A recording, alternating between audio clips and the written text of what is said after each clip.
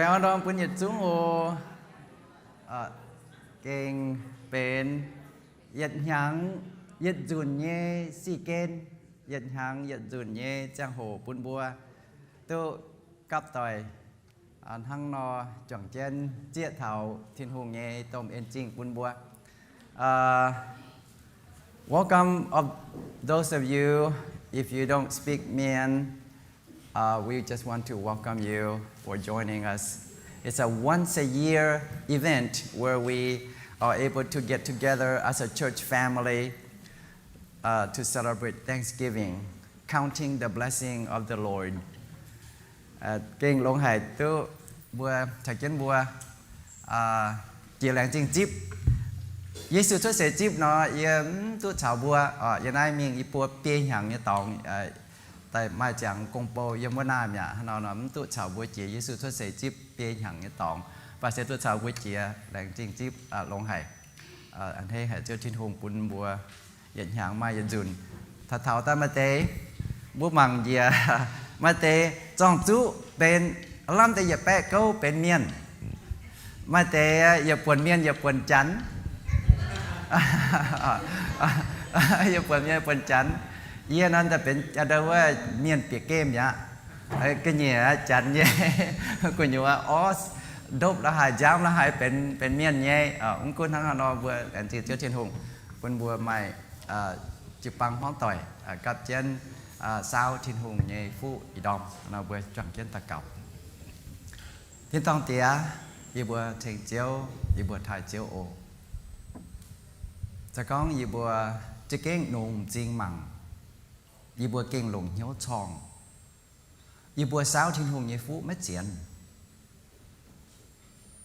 yếm lôn hoi tại thảo y chặn chiếuกันnhé hòa con chuột nhé nhung nhung bên rồi chiếuกันnhé chạy ế nhung nhungไม่ติ่งตายไม่ต้องให้ทิ้วเอเจนว่าชุดตายเอเจนว่าเป็นเจนมิงเจ้ากันเยปัวสูงตายพวงเจนจางเจนนอมปามเกณฑ์ยังจุนเย็นนอมลงเดียบุญลงเดียไม่ให้ยุ่งขวางไม่ให้ยุ่งปังไม่ให้ยุ่งเซ็งไม่ป่าให้เยี่ยมเจนว่าเว่ยเจ้าทินหงกันบัวหองให้เย่ตรงชาsẽ có như bùa anh sao măng muộn thảo như bùaกันnhư trang mèn trung mày en chinh phô hay tham hay như bùa trung sao mới triển như bùa trung lộc khu như bùa giờ bùng đọt bùa chụp bạ tu biển tu lồng tai trung mấy chàng thảo chiếu như chia khang en chinh in hoi như bùa thối chuối như bùa chụp bằng trong chân chiến nom lẹn chinh chip mà hay nhung cạo lồng chia như bùa chia tu như bùa như thiên hùng bún mèn bún cha bún như bùa tu tòng độ nát lồng trong chân bùa chàng chiếu thốt bún như đom nhẹเลยไปnhư bùa trong chân bảo như dung mày lồng như chia lồng như dao thảo chiếu như giảm hiền ồ thôi chiếu trên huồng căn to như bùa mày yết nhẹ nhẹ bùa chàng phải chân chiếu y đom tiếng chữ suy như bùa amen.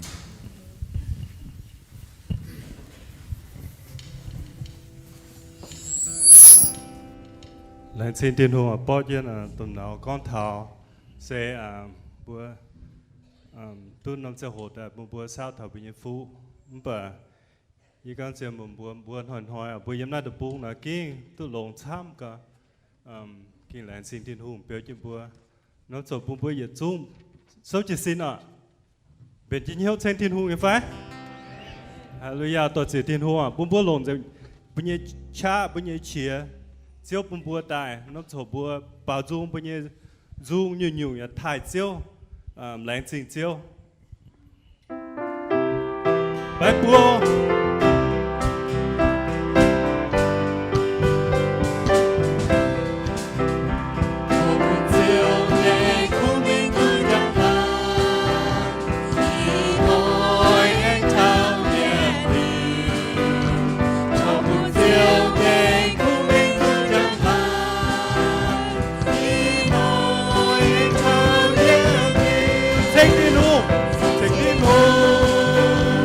Take it home.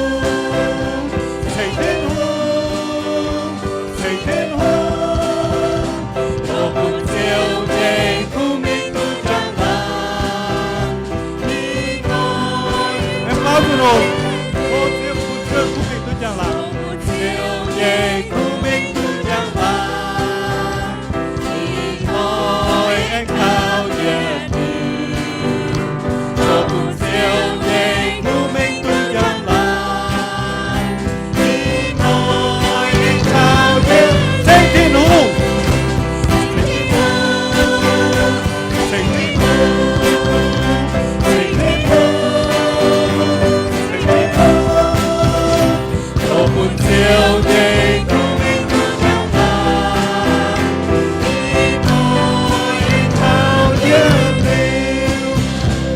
一路聽日靚字咪照。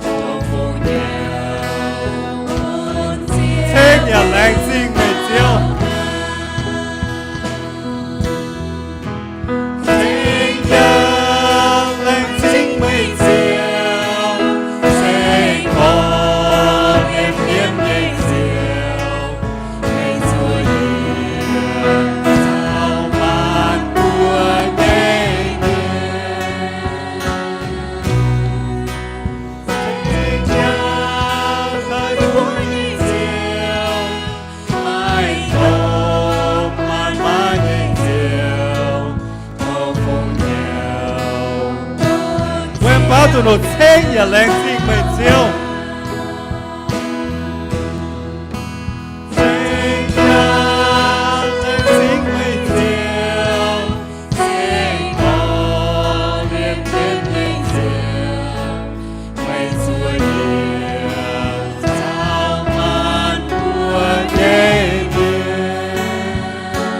聽日太咪照。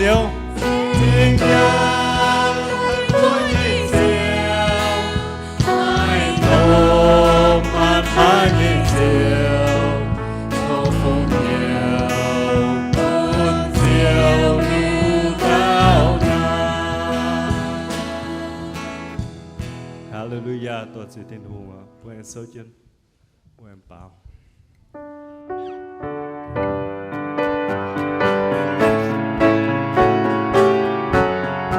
Hãy subscribe cho kênh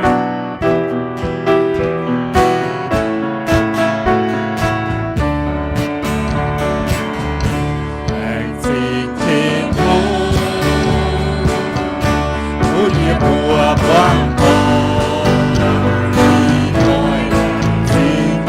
lỡ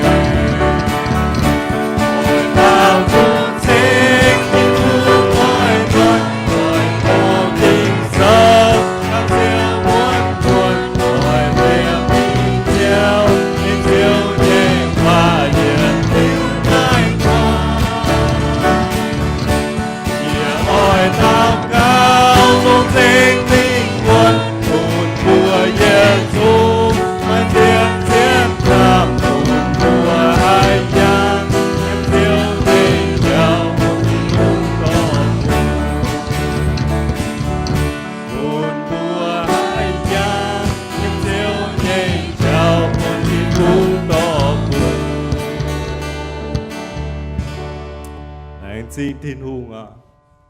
năm giờ bữa à giờ chúng chơi gì tua bữa biển hiếu à bữa tập phòng họ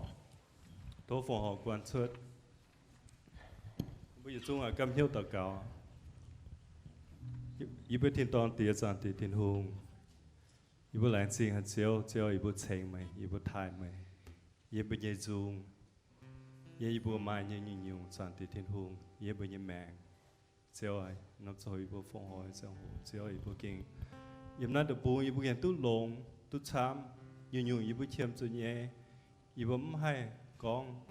เจียวมันใส่ฟูเป็นอีบุมันเป็นยุ่งอีบุไม่จอยเจงอีบุเชื่อมจุนเย่อีบุแหลงจริงฮะจันตีน้ำเจ้าหูอีบุปุ่นจวนเจ้าอ่ะปุ่นอีบุป้อนเหี้ยป้อนเนี่ยอันเฮียญี่ปุ่นเวจูไม่ใช่เป็นปุ่นอีบุตาเจ้าอีบุแหลงจริงฮะจันตีเทียนหูน้ำจอยอีบุตาเก่าเต็งเจ้าสุนอีบุเอเมน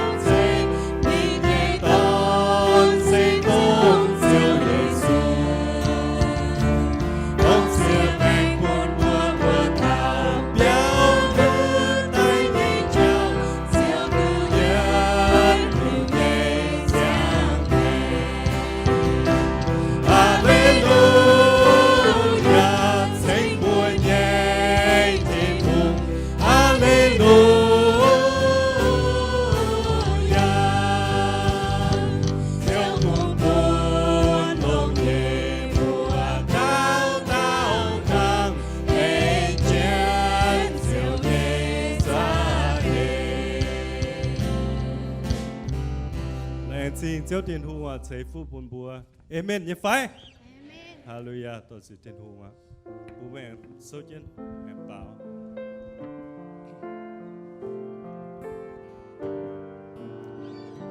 ผู้ว่างใจเหี้ยวใช้เทียนหัวแรงจริงเจียวว่างใจบนเหี้ยว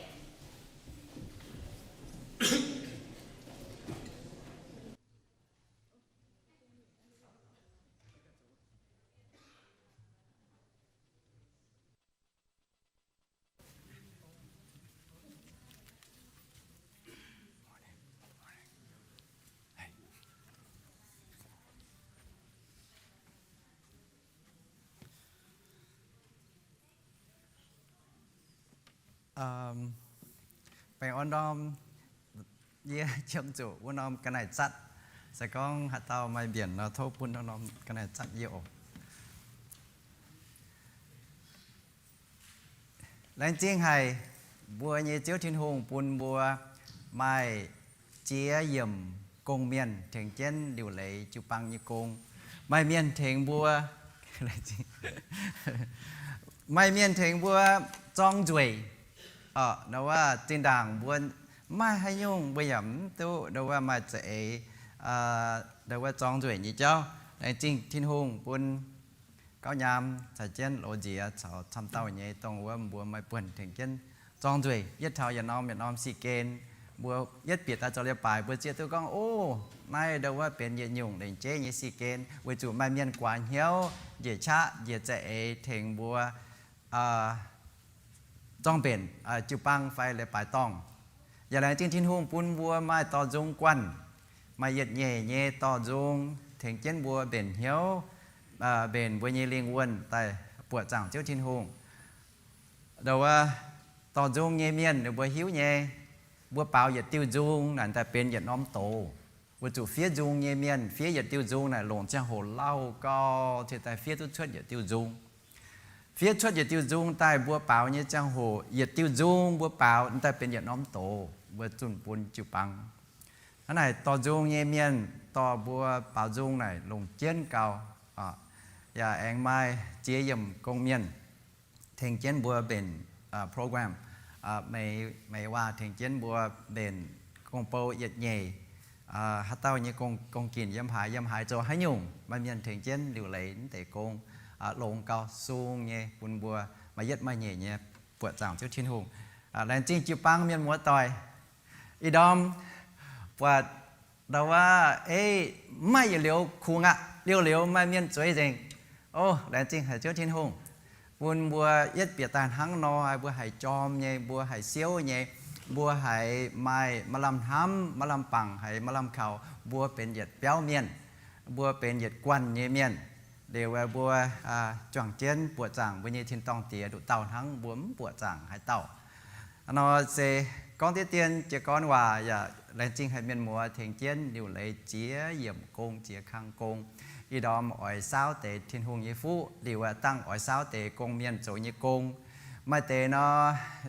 đâuว่าsao nhé trong hồ sẽ con có chấm để bún tông chip công gàng như miền đềuว่าตรงบัวจุปังเมียนมาช้ำเย่บัวมตุโตมตุกองปัดโทหิวตุกองไม่บัวไม่ป่วนเต้งจุปังเย่กงเยี่ยมตาเก่าเยี่ยมฟวงห่อเยี่ยมเจี๊ยหยุ่งอย่าจุ้งเสโทแรงจริงทิ้งหงอย่าแรงจริงบัวข้างน้อยอีดอมเย่จุนโตว่าเย่อตบัวมิงหมั่งเสียบเนาะหมั่งเสียบเนาะก้อนเถาเจี๊ย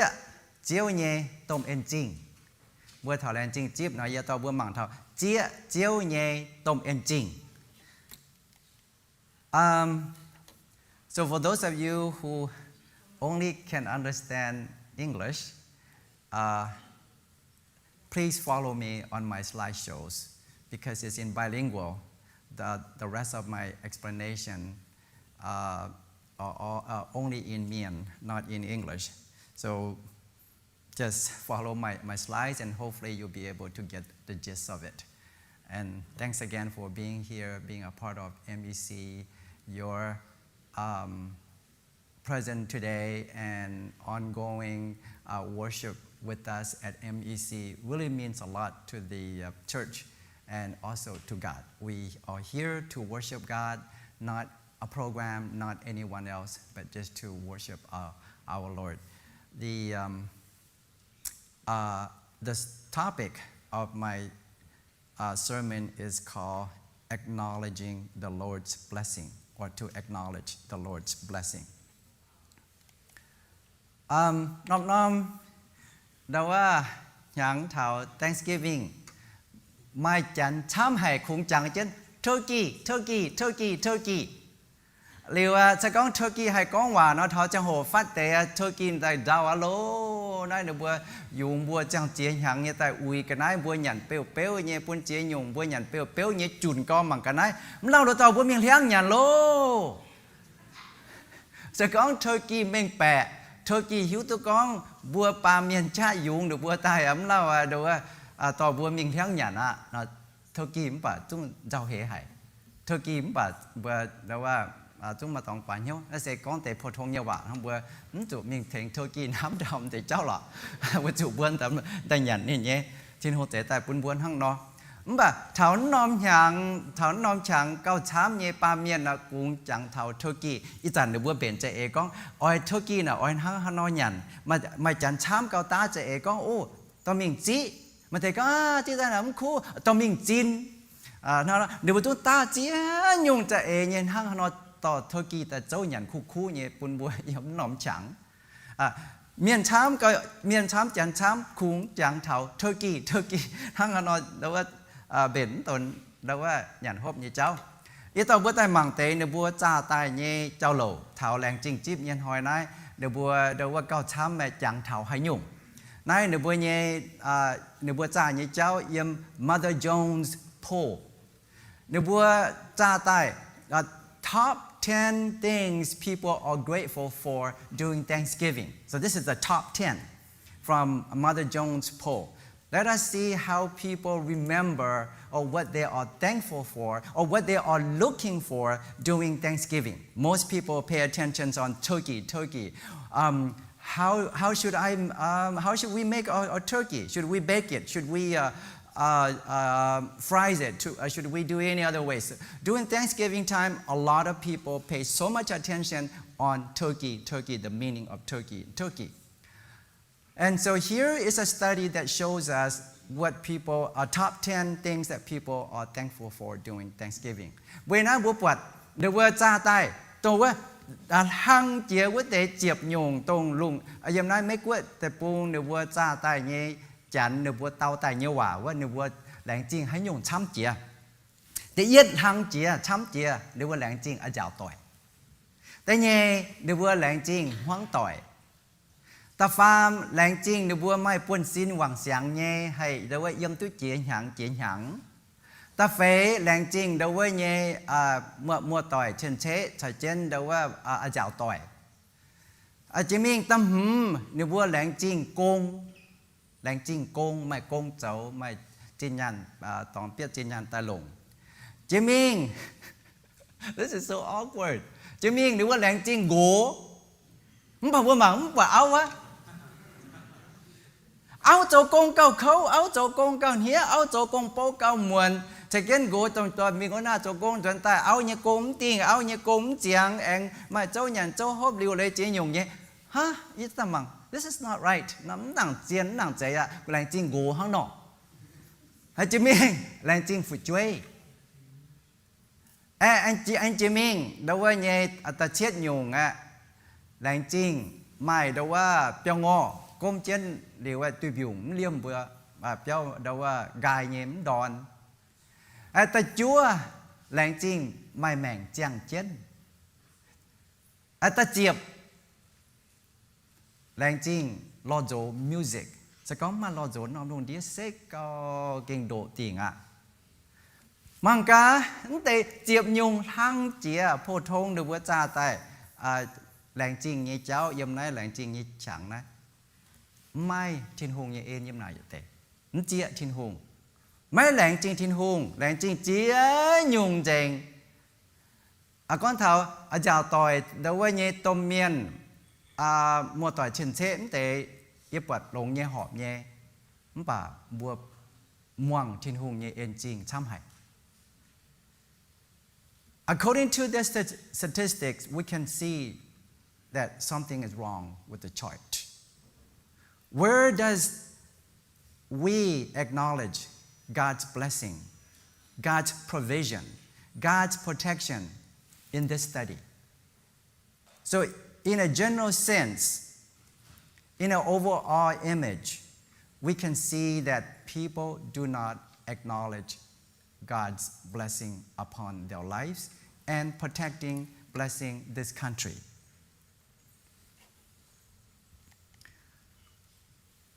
Người nào vừa nói bằng cả thảo in hạng như là chính chip bùa miền mùa tỏi bùa chẳng thảo hải nhung thảo bùa chẳng thảo hải tàu chăm chĩa thảo làng chính chip nhân hoi bùa chẳng thảo hải nhung thảo bùa làng chẳng thảo hải tàu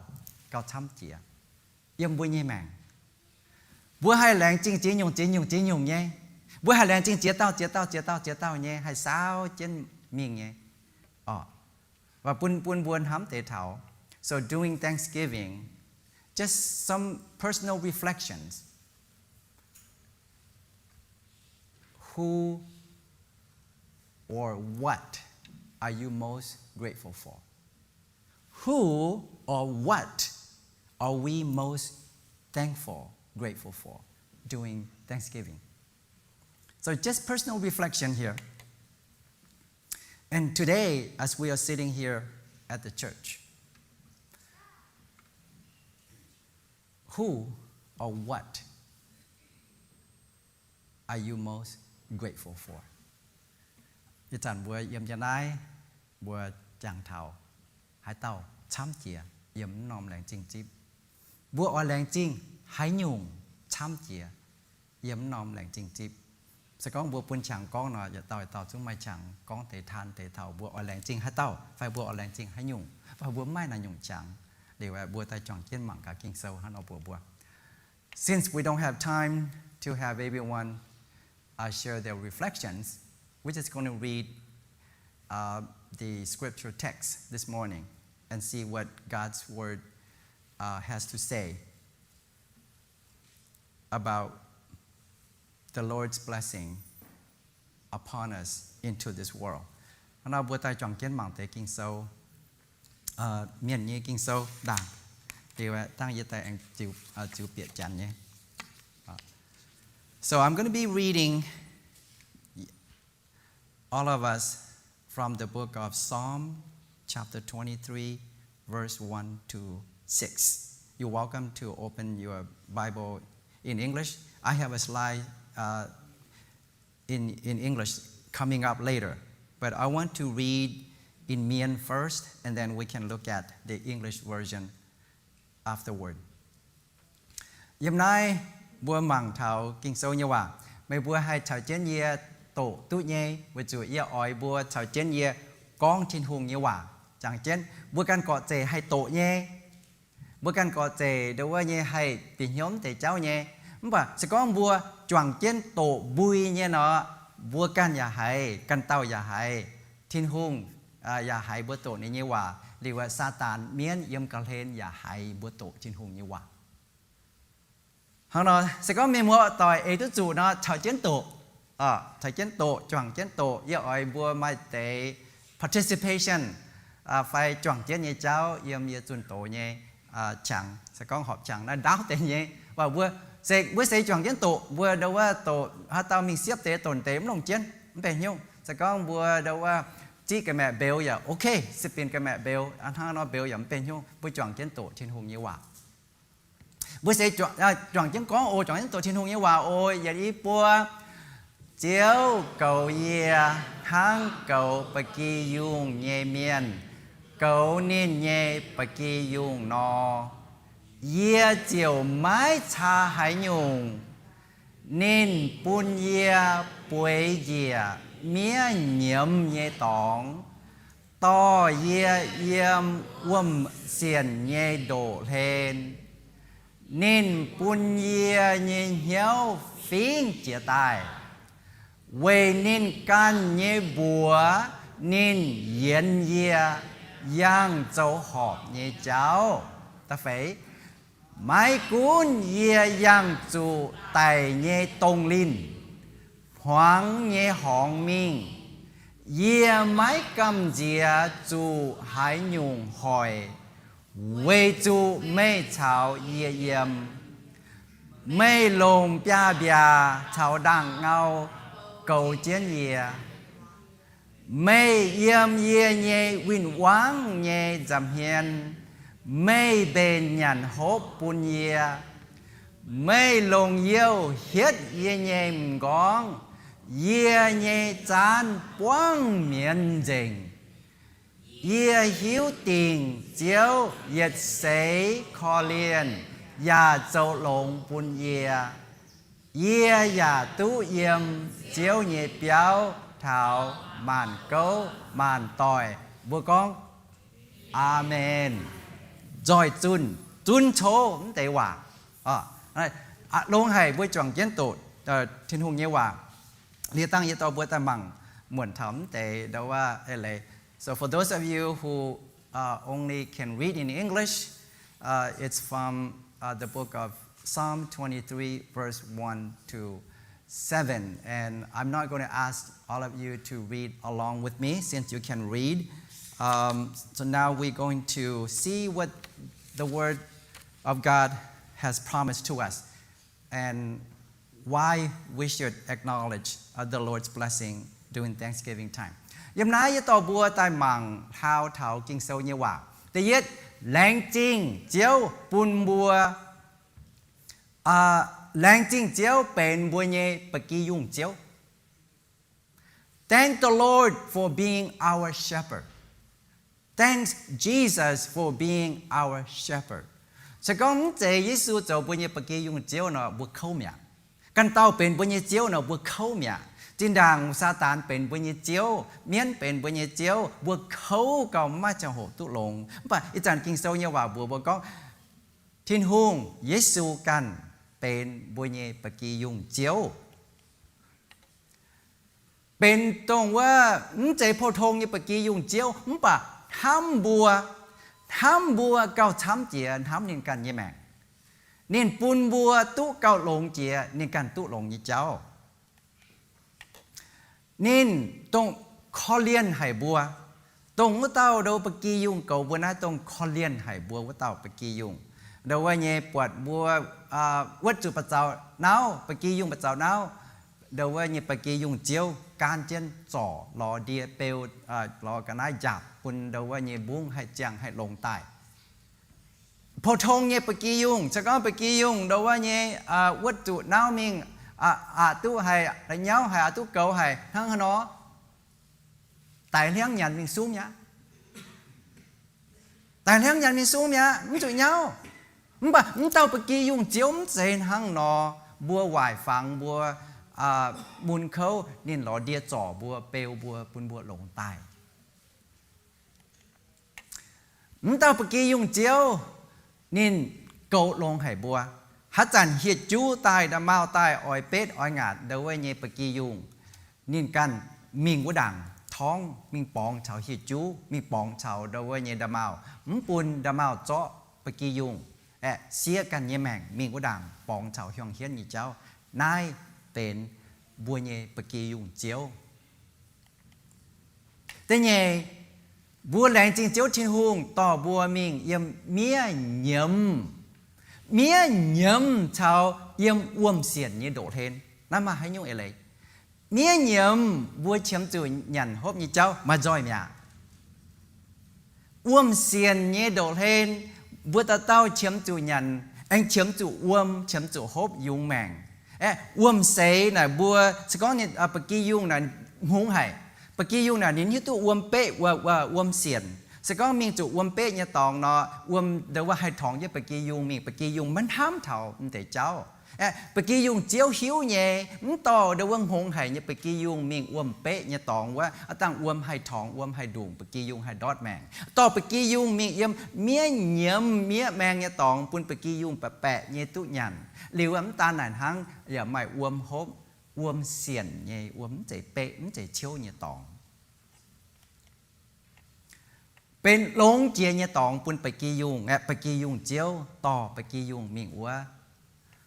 อย่าเป็นเบียนไห่เนี่ยตองปุ่นบัวจะก้องบัวสาวทิ้นหงเนี่ยฟูบัวเยจันจันเอาหลก้องเนี่ยบัวตาเถาไม่กลัวแต่ปูงตู้ในแต่ปูงเนี่ยฟูปุ่นบัวช้ำเก่าว่าจันบัวเจกรเปียกนะแต่ปูงใต้เดี๋ยวว่าเนื้อบัวมาหงจาเนี่ยยานเถงบัวเปียกกัวจ่างเนี่ยเมียนเปียกแต่ปูงเป็นเปียวแม่งเปียวแต่ปูงเนี่ยเมียนตู้เดี๋ยวบัวเนี่ยหงจาเนี่ยยานยันเถงบัวไม้เดี๋ยวว่าเนี่ยยานชุดเตาชุดเดี๋ยวว่าเปียวเองไม่หยันฮบเยียนจินด่างเดี๋ยวบัวเหี่ยวฟูดสแตมอีจันเดี๋ยวทิวเจียนบัวมีเหี่ยวกันหยุ่งยำแคลิฟอร์เนียทิวเจียนบัวมีเหี่ยวกันหยุ่งมันแบบมันแต่ในอย่าจูงเป็นทินหงยีฟูปุ่นบัวบัวมันตุเบนจางให้หยุ่งบัวมันตุเปียดจางให้หยุ่งอันเจนายทินหงต่อบัวเปียดตายอย่าจ่าแปะๆยีตู้หยันเมียเหยี่ยมยีตองทินหงต่อปกี้ยุงมีอัวทินหงอย่าต่อบัวตายเยี่ยมไรไม่กลัวเมียเหยี่ยมให้ยีตองตาฟามบัวแหลงจริงเจ้าชินหงแหลงจริงเจ้าฟิงบัวยิงเหี้ยวชาวบัวยิงลิงวันแหลงจริงเจ้าฟิงบัวยิงเหี้ยวชาวบัวยิงลิงวันยิ้มให้ก้องอีหยงว่าบัวจะก้องอีหยงว่านั่นเนี่ยจังโหดาวให้ตั้งบัวยิงจังโหมเก่าไอ้ดอมเป็นจนตัวว่านั่งเนาะI'm not able to speak in both Mian and English. If I do, the length of my sermon will be quite long. And because of our short program, because of our programs, I have to reduce my sermons to much shorter to fit the program. So you really need to follow the translation of English in each slide. Bua mo tao miên, bua làng chinh chinh hung, quẩy pun bua mai mèn, hăng ye con nó. มาเตะลงดอมจะสินตายมาช้ำให้ไม่แม่งจัง อีดอมมาเตะป่วยเดี๋ยวว่าเนี่ยลุงยังดอดแมงเนี่ยมาเตะเนี่ยตายอย่าไม่ให้เจ้าโกงไม่ให้เจ้าหิ้งใบเนี่ยเป็นเดี๋ยวว่า stroke ไฟเป็น heart attack ไฟเป็นจีนยงแปงว่าบัวชอไม้แมงฐานะเรียบปลายต้องบัวแหลงจีนเจียวทินหงปุนบัวชอไม้แมงเนี่ยปุนบัวชอมาลำท้ำเนี่ยบัวชอมาลำท้ำเนี่ยเวจุทินหงเก่ากุ้นเจนอันจังเดี๋ยวว่าเปียกกระเดียชาวเตเมียนมัวต่อยก้องว่าเมียมอ่อยต่อการเมืองยี่เจ้าต่อ politics ยี่เจ้าแต่ก้องป่าไม่เมียนช้ำเยอีจันกินตู้โดนัลด์ทรัมป์มิงเสียนทินหงเยเมียนเจียนอมจิวปังจ่วงเจนเต่าเก่าจ่วงเจนเดี๋ยวเยเจียวทินหงนึกบัวหายมาลำท้ำยำนายเปียหยังกุญว่าโดนัลด์ทรัมป์เป็นอย่าเต่าต่อยเตกตรงแซงยี่เจ้าต่อยเตกเท้าปวนปุ่นเมียนเดี๋ยวว่าเจ้าหลัดทบยี่สี่เดี๋ยวเยจังทิ้วเป็นเสียทิ้วเป็นจังล้อหายเดี๋ยวเยมีเจาะกงว่ากว่างล้อหายนินต่อยเตกแต่เจ้าเรียกว่าเสียนทินหงเยเมียนจิวปังเมียนฟินแซงมานปัวโดนัลด์ทรัมป์ตาเก่าเวนินอ้อยปูนินปวดก้องไม่กลัวแต่ปูงชอมาลำท้ำเยเยี่ยมน้อยแต่เปียหยังกุญวะไรอ๋อจุดจังเฉาทิ้นหงด่างจังเฉาทิ้นหงด่างปูนบัวชอไม่ตองมาลำท้ำชอมาลำท้ำเยมึงกุ้นมาเจียยงเป็นชวดมะหอบมจู่มปะชอมาลำท้ำเยเวจุบุญเจียวทิ้นหงเก่ากุ้นเจนยุงเจงบัวห้อยม้วนไม่บัวชายเยี่ยยำนายอีโซเจนยำนายนายบัวกาทิ้นหงเยเท้าเฉียเยเจ้า each one of us we are able to breathe and able to function today we are borrowing God's breathing air God lends His breathing air to each one of us every second we borrow God's breathing airทิ้นหงปูนบัวเท้าเฉียนเยจ่าวนะบัวก้าทิ้นหงเยเท้าเฉียนเยจ่าวแต่หลงทั้งฮัจจันทิ้นหงกวนเท้าเฉียนเยจ่าวบัวเยแมงเจ๋งว่านอมจังโหฮันไหนเนี่ยบัวเย็ดเลยนอมปามเกณฑ์ฝาวกุงหวายลุงไฟมิ่งเท้าหาเยจังโหน่ะกุงหวายหาไม่เท้าเฉียนเยจ่าวทิ้นหงปูนเท้าเฉียนเยจ่าวเยมัวเยเมียนเยมัวเยจันเมียนเท้าว่าอ๋อจุตั้งเจนจ่าสีเถงบัวเท้าเฉียนทั้งทิ้นหงปูนเท้าเฉียนเยจ่าวเยมัวหาไม่ออกซิเจนมาทิ้นหงปูนบัวเท้าเฉียนเยจ่าวออกซิเจนเยี่ยมนอนปั๊มเกณฑ์บัวมาเฉียเท้านายเป็นทิ้นหงเยี่ยบัวห้องอีสี่บัวเยี่ยบจิวจะโกงทันห้างน้อมติ้งเลี้ยวมึงกุนบัวจอมยังไงปะบจิวไม่ติ้งเลี้ยวเยี่ยเท้าเฉียเวจุตู้ยาวเยี่ยมพิมตายทิ้นหงเป็นตันห้างนอห้างนอบัวเก่งไม่เท่าเยี่ยจังเจียนโอหอยบัวมาจังโหเท้าเฉียนะบัวก้าทิ้นหงเยี่ยเท้าเฉียเยี่ยยาวทั้งทิ้นหงกวนฮัจจันทางว่าเมียนเฉียมจู่ออกซิเจนยำเปียวเทียนหัวเท้าเฉียวว่าออกซิเจนเนี่ยแทงเจงโยเจงกวนเจงตั้งเตาเมียนไตเนี่ยไม่ให้เท้ามิ่งเมียนไตทิ้นหงเซียวออกซิเจนเท้าเฉียเนี่ยจ่าวปุ่นบัวยันมาลงเดียยันเมียนอีจันบัวยันลงเดียเมียนไตเจงเขาเนาะบัวลงเท้าบัวกินเดี๋ยวว่ามาตองแรงจริงทิ้นหงช้ำเขาตาเฟยหยุ่งแรงจริงเจ้าทิ้นหงชาวบัวเยี่ยมนี่ออนบัวยิงเหี้ยวน่าจะเฟยเยี่ยมในตัวบัวลาวกินโซเยหวานทั้งแรงจริงทิ้นหงชาวบัวเยี่ยมนี่มันกว่างบัวดังเจ้าเยซูฝ่าทิ้นตองนี่ปวดนี่ยินสกอบัวเจ้าเก่ากันนี่ยิเมียนเจ้าเก่านี่ก้องบัวนี่บัวมันตรงเจ้าฟานเยี่ยมกว่างบัวอย่าเร็วเยี่ยจวนทิ้นตองมิงริวเลยจังบัวเกาะเจเกาะเมียนเยี่ยมเยี่ยตองบัวเดี๋ยวเยี่ยแองตายตอมบัวnày Giêsu lại chẳng hòa có yếm quẳng bùa yếm nó lô kinh sâu chia hàng nhẹ đâu vậy nhẹ không tệ hòa yếm trên cả hai Giêsu tại chỗ trong chén liệu Giêsu cần anh có không tệ hòa con yếm chào mày bùa yếm quẳng mày bùa hắn này bùa yếm hài bùa không cún mày miên hài quẳng bùa mày miên hài nhiễm bùa mày miên hài chip bùa không phải bùa như chiếu thiên hùng không quẳng bùa nhìn nhiễm bùa nhìn chip bùaบัวตุยิสูน้ำตาลชาวบัวเยี่ยมทั้งบัวตุนี่เป็นบัวยี่คู่ต่อยเป็นบัวยี่คู่ต่อยบัวอ่อนบัวโดบัวเขาเหี้ยวขวนเหี้ยวเนี่ยจังโหไม่ช่างบัวเดี๋ยวว่าเนี่ยกันเตาเลี้ยมให้เปลี่ยนเหี้ยวบัวมั้งปะยิสูเปลี่ยนเหี้ยวบัวเป็นบัวยี่คู่ต่อยมาเตะบัวยี่อาจาวต่อยให้หักหลังบัวให้ต่อยเตะบัวให้กว่างบัว hay cháu chế nhung môn pun bùa không phải bởi như Chúa Giêsu yết liễu không tôi tệ bùa Chúa Giêsuเป็นbởi như khu tỏi nên biển bùa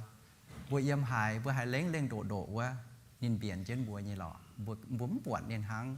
Chúa Giêsu hiến tụ bùa đổ nên biển trên bùa đông muộn bùa bùa yếm địa sai béo hãy khâu cao yết chúng bùa yom rèn bùa can yếm bùa tía bùa như cái này môn khâu cao hãy tao yếm yom bùa mà hay yom khôngใจไม่กันhăng Giêsu chào mẹ yếm tía nhẹ mềmปวดnên bùa môn tài bùa chát tía bùa như cái này môn bùa mắm lại có Giêsu chào bùa yếm và Giêsu lấy bùa Giêsu to cháu bùa hắn tao tìa khen trên nị tòn yang cháu yếm độ hên nó mình giàu mình mằng sẽ có uom tai hay biết chủ nị tòn như tìa trong can trên tòn trên nị tòn biểu chuộtปุ่นuom quátปุ่นuom hay cháu hỏi nị tòn bùa nhị chiếu trên hùng dàn hăng nó cầu bùa tâm hứng nhung làng trình chiếu bền nhàn hôปุ่นbùa yếm na tâm hứng yếm thiên hùng bền nhàn hôปุ่นbùa đang nên chế bùa pa miên tรงthiên hùng chế lung chế đau như trang hồ ta phàm hoi nên chế roi nhàn hô bèo hé keng choáng nhung nên chế roi ta phàm hoi mẹ liuว่าเท้าตะลัวหอยnên chế ta chế bùa pa miên mang cả thiên hùng như chế thiên hùng như trong mình cho nhung bền roi chẳng chỉnhปุ่นchiến bùa bền chẳng tháo chia như dạoปุ่นbùa mai giang mai hoàngปุ่นบวหรือว่าที่ใต้ใจบัวปาเมียนตะหลวนหอยทิ้นหุงเย่จะเก่งลงให้ทิ้นหุงเย่ชงเมงเก่งบัวห้องให้หรือว่าบัวอย่าไม่หยันมาฮบบัวมาต่อช่วยเสแต่นั่นเช่นเดาว่าเย่ยิมเดี่ยวยิมแม่ยิมช่วยเสยำนำปามเกณฑ์มาต่อเกณฑ์หันยุ่งตายทิ้นหุงกันเบนจางเจ๋งแต่จุ้งกันในยิมปุ่นบัวเฉิมจุดลงบัวไม้จอยnhung bùa chấm chữ lồng như ý chán hỏi thiên hùng em pun pa miền quay pa miền thám thức chuột mai chồng mình chỗ chuột chỉ nhung như ý chán mai tăng mai tổ mai béo bùa maiแต่cái này lồng bùa mai nong cái này ngon con hòa mà cái này chịu chuộtแต่pun bùa mảngทุกปวดฟัง pun bùaปวดจังแกงอย่าจุ้มแต่thiên hùng pun pa miềnยังกองฟ้าthám thức thảo bùaนังบùa mảng mà thiên hùng pun nhungกองฟ้าแสงคู่เฮียจอยบùa mảng thiên hùng pun nhung quayเช้าเย่ชงเมงแสงคู่เฮียจอยฉันคุยเฮียจอยไม่ให้เจ้าบัวปาเมียนเจ้าเนี่ยปะเทียนหงปุ้นยงกองฟ้าปุ้นยงไกวเช้าเนี่ยเจ้าวันจางบัวปาเมียนเรื่องบางการบัวปาเมียนเจ้าชวดเนี่ยเจียยงยิ้มนอมลงเดียชุดเสยตายเหยียดยงหุ่งหยำไม่เดายังทั้งเยี่ยมนายตายปาเมียนเยี่ยมเท้าอีจันบางการบัวเจ้าชวดบัวเจียยงเราหายช้ำน่าเทียนหงปุ้นเนี่ยชงเมงเทียนหงปุ้นเนี่ยปันเจแต่ก่อนเทียนหงเซียวยงไกวเช้าเนี่ยเจ้าบัวเจียงเมียอย่าเต้าเมียนนี่ยึดเป็นอย่านอมสโตรกทั้งโดยว่าเนี่ยแมงกองฟ้าดุนกองฟ้าวายมีทั้งเจียงเมียโดยหายกวายไม่เห็นเนี่ยเจ้าจะปั้นเจเชยนี่เจ้าเนี่ยเจไม่ช่วยอ่ะเว้ยฮัตติ๋ว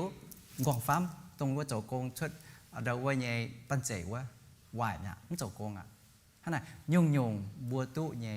เก่งเป็นทินหงกันเบ่นจางปุ่นบัวมั่งแต่จันก้องเยาว่าเรียวบัวเซตมั่งแต่จันก้องเยาว่าchẳng có nhiều hao thảo dâm nói bùa bật làว่า so I'm coming close I'm summarizing and closing my sermon this morning there are some special saying that have a lot of meaning I just want to share some of them with us that reflects on Thanksgiving hôm nay mai chanh được con hòa tay mai ele lộn câu chúng ta chanh những con not what we say about our blessings but how we use them is the true measure of our thanksgiving ฟันเป็นเมียนเย่ในเย่มวยจ้ามเต็มนั่งดงจันเย่ฮัจจันบัวฟันจันเย่เป็นเมียนเย่นอเนี่ยมวยแต่จ้ามเต็มเนี่ยมาให้ดงว่าเดาว่าเย่จันเย่ว่าจ่อยฟันเป็นเมียนเย่ไม้เจบัวทั้งหายนอกองเถาบัวตุจิบเย่ฟูบ่าบัวทั้งหายนอลงนายเตฟูเซเป็นเจียนเถาดอกเถาบัวแหลงจริงยิงเหี้ยว Chỉ mình anh tao chẳng nè anh con tệ quả nè con. Be thankful for the struggles you go through. They make you stronger, wiser, and humble. Don't let them break you. Let them make you. Oh myอะไรลงเก่าฟันเป็นเมียนเย่แต่เป็นทั้งยังตัวจอยดงจันอะเมียนเย่ไม่แหลงจริงเหี้ยวเยี่ยมปวงจูไฟเขาเย่เจ้านายเตะเจ้าเหล่าชุยไม่เห็นไกวชาวส่วนเหี้ยวไม้ตุงปูนเย่เจ้าอวดเน่าไม่ปูนินบัวใช้ไม่ฝ่าวเยี่ยมบัวใหญ่แมงยันยังจะตายมาเจียหยุ่มจะเป็นชวดจะปุ่นบัวให้เขาก็มาเตะดอนเหี้ยวมาเตะให้นำเหี้ยวให้อะไรว่าให้อวดเน่าบัวมันป่ามันแต่ว่ากองบัวปวงใหญ่ปุ่นบัวเฉยบัวฝ่าวไกวฝ่าวไม่ส่วนเหี้ยวเยี่ยมชินโฮงฝ่าวเดี๋ยวว่าปุ่นบัวตุลงฝ่าวหยุ่มกะหาลายใหญ่แต่ว่าอ่อนเหี้ยวว่าได้เสียเป็นอ่อนเหี้ยวว่ากะหาลายใหญ่อ่อนเหี้ยวว่าถ้าจันอย่างกอง I am blessed with everything I need. I am working hard toward everything I want. And most of all, I appreciate and thank God for what I have. เสร็จเมื่อเนี่ยอ่อนเหี้ยวว่าเย่ตุจิบฟูthảo nhung ye chầm lồng như cháu ye cháu công khâu quẩy ở tụ như buồn cao lồng chén chia xe ye ăn hết cháu lẹng trình thiên hùng chạy bùn ye mai chén nhẹ yên hoi thiên hùng bùn bùa mai chén nhẹ chăm chỗ bùa lẹng trình chiếu thiên hùng lẹng trình thiên hùng bùn chịu băng tỏi mai buồn thám thiên hùng và thành chân chịu băng liều lệ chia dậm công vua mặn kèn khá đau lạt quê chẳng dành mà chia nhung hoài mà miền thành trỏ tăng tàu vua biệt tai mà tăng tàu roi lồng chịu băng như công mà chia dậm vua dật chúng thành chân liều lệ y chín như trở phế này chẳng ạ điều vậy việc y chín như chậm mà như công đền chân buồn tại anh chọn chân liều lệ mình với tàu nó thôi trên hôn chế phú dìa bùn dìa chung chụp bằng miền mùa tỏi yếm nái nòm làng trình như chíp bùn bùa chẳng thảo con bùa như thiên hôn kinh đồng hải lồng bùn bùa